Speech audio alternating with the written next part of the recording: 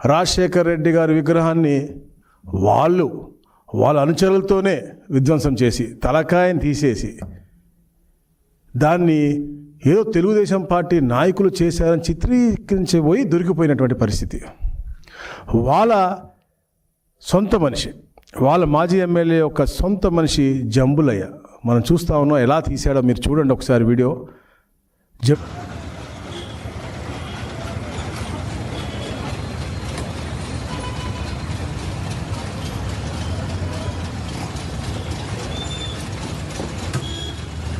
తనలో కూడా ప్రతి దాంట్లో కూడా పాలు పంచుకున్నాడు.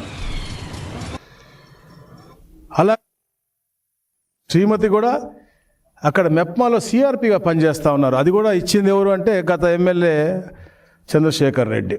ఆవిడ 2019 నుంచి మెప్మాలో పనిచేస్తూ ఉన్నారు. ఇలాంటి వారు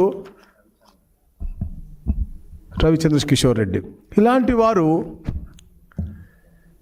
అసలు ఒక పార్టీకి అధినాయకుడుగానో అసలు ఉంటే అర్హత ఉందా అని అడుగుతా ఉన్నాను. ఎందుకంటే ఎక్కడన్నా వేరే గతంలో కూడా వీళ్ళ తండ్రికి వాళ్ళకు కూడా చరిత్ర ఉంది.